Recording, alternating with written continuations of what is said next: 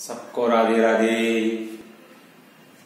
Online class में आज हम कक्षा 9 विषय गणित के अंतर्गत अध्याय 13 पृष्ठीय क्षेत्रफल और आयतन, जिसमें हम प्रश्नावली 13.6 उसका 5वां प्रश्न है, इसके बारे में अध्ययन करेंगे।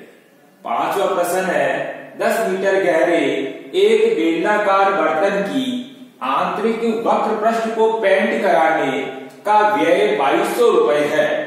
यदि पेंट कराने की दर 20 रुपये प्रति मीटर स्क्वायर है तो ज्ञात करो। अब यह वापस अपने को पहला प्रश्न है बर्तन का आंतरिक वक्र पृष्ठीय क्षेत्रफल, दूसरा आधार की त्रिज्या और तीसरा बर्तन की धारिता। 3 प्रश्न अपने को इस प्रश्न के अंतर्गत दिए गए। ठीक है, तो सबसे पहले तो क्या आप लोग सभी सूत्रों को बराबर याद कर रहे हो कि नहीं कर रहे हो?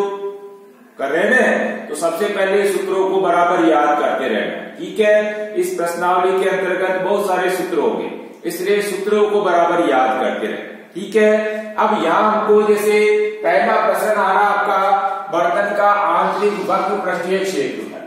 ठीक है, तो सबसे पहले देखो आंतरिक वक्र पृष्ठ को पेंट कराने का व्यय दे रखा है 2200 रुपए, और ये जो 2200 रुपए है वो 20 रुपए प्रति मीटर स्क्वायर की दर से। ठीक है, तो अपने को पहला प्रश्न क्या है, बर्तन का आंतरिक वक्र पृष्ठीय क्षेत्रफल। तो इसको हल करने के लिए देखो पेंट कराने का व्यय टोटल कितना दिया हुआ है 2200 रुपये, और दर दी हुई है 20 रुपए प्रति मीटर स्क्वायर की, यानी 1 मीटर स्क्वायर पर 20 रुपया।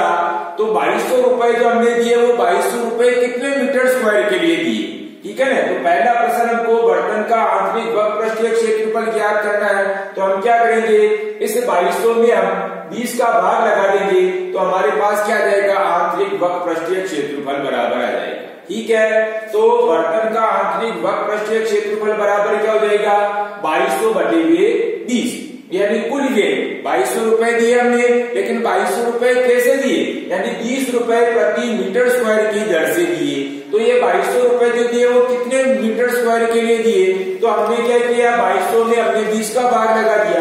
अब 1 0 से ये 1 0 कट गया, 2 एकम 2, 2 से इसको काटा 220 को, तो ये कितना 110 बार कट गया, यानी 110 मीटर स्क्वायर। ये क्या आ गया, इसका आंतरिक वक्र पृष्ठीय क्षेत्रफल बराबर है। 2200 रुपए जो हमने दिए थे वो 110 मीटर स्क्वायर पर टोटल खर्चा 2200 रुपए है। ठीक है, तो 2200 में हमने 20 का भाग लगाया, तब जाकर के हमारे पास क्या आया, आंतरिक वक्र पृष्ठीय क्षेत्रफल बराबर कितना हो गया, 110 मीटर स्क्वायर। तो पहले प्रश्न का उत्तर ये हो गया, यानी कुल खर्चों में हमने क्या किया, 2200 रुपए कुल खर्चा दिया हुआ, और 2200 रुपए जो दिया हुआ वो 20 रुपए प्रति मीटर स्क्वायर की, यानी 1 मीटर पर 20 रुपया है, लेकिन जो 2200 रुपए हमने दिए वो कितने मीटर स्क्वायर के लिए है, यही हमारा पहला प्रश्न है। यानी बर्तन का आंतरिक वक्र पृष्ठीय क्षेत्रफल हमको ज्ञात करना, तो हम क्या करेंगे, 2200 में 20 का भाग लगा दिया, तो हमारे पास में क्या आ गया, 110 मीटर स्क्वायर। ये पहले प्रश्न का आंसर हो गया। अब दूसरा क्या आ रहा है इसके अंदर, आधार की त्रिज्या। तो हम क्या करेंगे, बेलन का वक्र पृष्ठ बराबर, बेलन का वक्र पृष्ठ यानी आंतरिक वक्र पृष्ठ ये अपने पास में आया है, इससे हम क्या करेंगे, इसकी त्रिज्या बराबर ज्ञात कर लेंगे।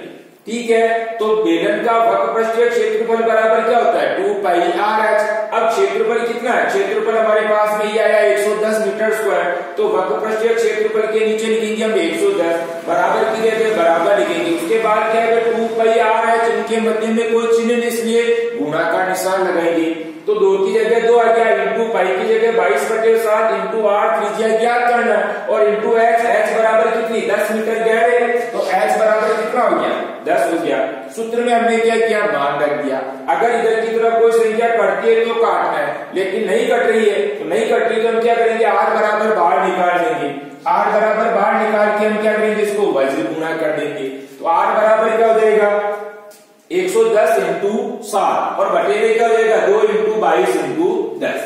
ये इस तरह से R बराबर 110 इंटू 7 बटे में 2 इंटू 22 इंटू 10। अब 1 0 से ये 1 0 कट गया, 11 एकम 11, 11 दूनी 22। अब ऊपर क्या बचा हमारे पास, 7 एकम 7 बचा, नीचे क्या बचा, 2 दूनी 4 बचा। आर का मान क्या हो गया 7/4। अब 4 का भाग हम 7 में लगाते हैं तो हमारे पास 1.75 मीटर। ये क्या आ गया हमारे पास आर यानी आधार की त्रिज्या। त्रिज्या क्या हो गई 1.75 मीटर। तो ये दूसरे प्रश्न का उत्तर हो गया। अब उसके बाद तीसरा है बर्तन की धारिता। बर्तन की धारिता ज्ञात करनी यानी कि अपने को आयतन बढ़ाना, यानी बर्तन कैसा बेलनाकार है तो बेलन का आयतन बराबर हमको ज्ञात करना।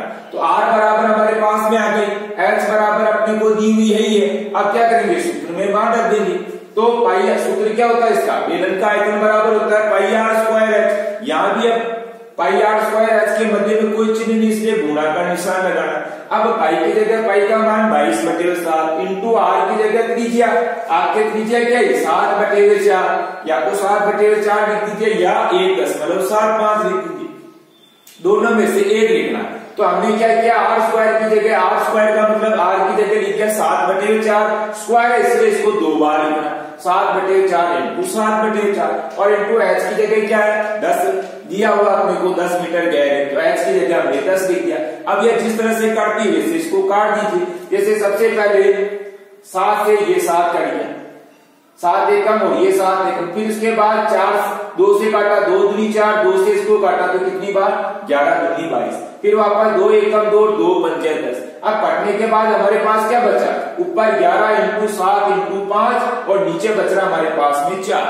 ठीक है, तो 11 7 77 और 77 को हम 5 से गुणा करेंगे तो 385 और बटे हुए में हमारे पास 4 ही बची केवल, तो 4 का भाग हम 385 में देंगे तो हमारे पास में ये कितना आ गया 96.25 मीटर क्यूब। ठीक है, लेकिन यहाँ पर हमारे को क्या है कि जैसे मीटर क्यूब में धारिता हमारे पास में क्या है मीटर क्यूब आ रही, तो हम इसको इकाई को भी चेंज कर सकते हैं, इसको किलो लीटर में बदल लेते हैं। अब किलो लीटर में कैसे, क्योंकि 1 मीटर क्यूब बराबर होगा 1 किलो लीटर। 96.25 मीटर क्यूब आ रहा है। इस बर्तन की धारिता को हमने किसमें बदला है किलो लीटर में, तो इकाई को अपने को ध्यान में रखना। 1 मीटर क्यूब बराबर होता है 1 किलो लीटर, तो हमारे पास कितना मीटर क्यूब आ रहा है 96.25 मीटर क्यूब आ रहा। तो हम क्या करेंगे 96 इसलिए 96.25 मीटर क्यूब बराबर क्या हो जाएगा, 1 को हम 96.25 से गुणा कर देंगे तो हमारे पास 1 से गुणा करने पर क्या है 96.25 ये किलो लीटर। ठीक है, तो इस तरह से हम 96.25 मीटर क्यूब को हमने किसमें बदल दिया किलो लीटर में बदल दिया। तो बर्तन की धारिता बराबर क्या हो गई 96.25। ठीक है, इस तरह से हमने ये तीसरा प्रश्न इस प्रश्न का यानी पहला प्रश्न था इसका वक्र पृष्ठ, दूसरा आधार की त्रिज्या और तीसरा बर्तन की धारिता। ठीक है, अब आपको क्या करना है HW में इसी प्रश्न का वापस दोहरान करना है। इसके पहले वीडियो को अच्छी तरीके से देखना, उसके बाद बिना देखे इस प्रश्न को हल करने की कोशिश करेंगे। ठीक है, और दूसरी बात सूत्रों को बराबर याद करते रहना, HW बराबर हल करते रहना। ठीक है, धन्यवाद, राधे राधे, जय श्री कृष्णा।